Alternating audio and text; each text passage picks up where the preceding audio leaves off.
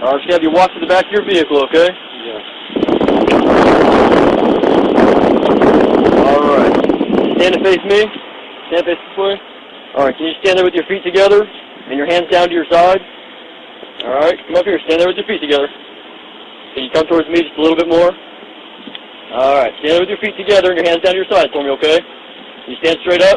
Yes. All the way straight. All right. I have probable cause to believe that you have operated a vehicle while intoxicated. All right, I must now offer you the opportunity to submit to a chemical test and inform you that your refusal to submit to the chemical test will result in suspension of your driving privileges for 1 year. I want everyone to understand what you are taking in on your screens. Well, I was watching you drive, and you can't clearly operate this vehicle, okay? I can. All right, let go of this hand for me. Just hold that hand out to your side. This arrest is from October of 2014. Colts owner Jim Irsay believes he has a reason for the stop. He is charged with driving while intoxicated and possession of a controlled substance. Police say they found several prescription drugs in his vehicle. The Colts released a statement saying the team continues to... Police in the Indianapolis suburbs say Irsay failed several drunk driving tests and that he had a stash of prescription drugs in his car.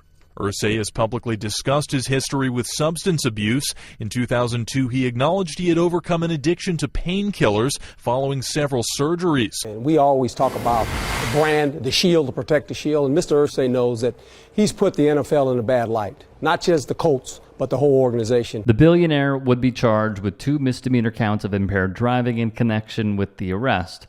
Long and short, considering how he had been operating a motor vehicle combined with the $29,000 cash and loads of prescription pills found by police, he got off with what many would deem a light punishment. This was revisited by HBO's Real Sports. When longtime journalist Andrea Kramer asked Irsay if this was his low point, he replied saying, "Not really. The next part, full disclosure, might piss you off. Judge for yourself," however. Irsay said he was incorrectly arrested and only pleaded guilty to get it over with. Irsay said he had recently undergone hip surgery, which affected his ability to walk in a straight line as part of a DUI test. He told Kramer, quote, "I am prejudiced against because I'm a rich white billionaire. If I'm just the average guy down the block, they're not pulling me in. Of course not." Let's take a moment and understand what this man just said. People like this who are at the top of the food chain, that buy our politicians, that have great influence on policing, that have great influence on every aspect of this country, believes that he is targeted for being very well off, where his father made the fortune, and because he's white. Remarkable. Astonishing.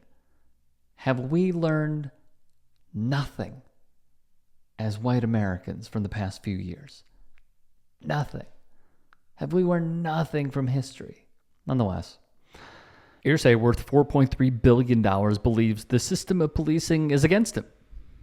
Kramer, for her part, leaned in and said, "Do you know what it's going to sound like if people hear you say they're prejudiced against a rich white billionaire?" Irsay sternly replied, "I don't care what it sounds like. It's the truth. I could give a damn what people think, how anything sounds or sounds like. The truth is the truth, and I know the truth." When he was pulled over, not only was he, according to police, driving erratically, but the prescription pills, Xanax, hydrocodone, and oxycodone, were found in his system. And yet, with all of these factors that were found as well and printed in the police report, for him to be let off relatively unscathed shows the difference and how there are two Americas. Mike Freeman would write for USA Today, "Let's all pause for a moment and give our prayers to the rich white billionaires. They need our support. It's a rough life for them. The tax breaks, the private jets, the mansions, please be considerate in their time of need. You see, privilege is when you, who has more money than many Americans combined, with a straight face say you are the victim, apparently forgetting what a true victim looks like. George Floyd and many people of color are actually targeted by police. Floyd was brutally murdered by multiple officers. Irsay doesn't seem to understand the multiple Americas that exist when it comes to law enforcement and encounters with police, or he just doesn't care. Many times, encounters with police for people of color are exasperating or life-altering or life-ending. Exactly. You know, I remember someone was not driving erratically, and it was over a turn signal. Her name was Sandra Bland, a black woman, wound up dead in police custody. I didn't hear Jim Irsay say anything about that. I didn't hear him say anything about Philando Castile, who had a permit for the firearm that he told the cops he had during a traffic stop, and he was shot dead because of it. I didn't hear him say anything about Michael Brown being targeted by police, in my opinion. I didn't hear him say anything about these things. And yet he continues leaving out the reason for the stop. That, according to police, it appeared as though Jim Irsay was not functioning properly behind a motor vehicle and could hurt somebody. It had nothing to do with him being rich and white. It had something to do with, for example, drifting, going into another lane, driving very, very slow, and then being found with multiple pills in your system when you are told not to drive when you have those pills in your system. That's the reason. Excuse me.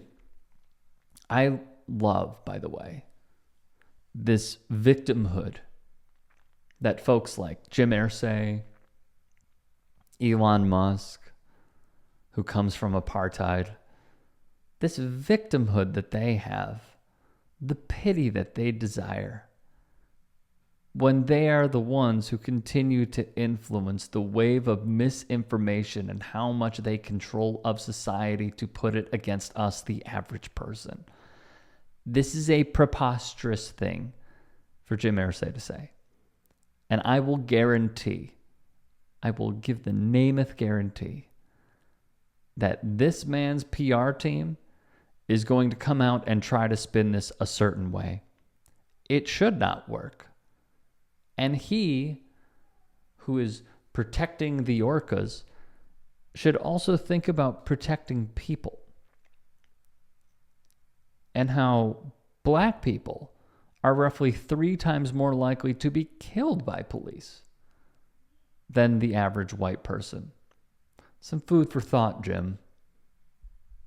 Eat it up and come back to us.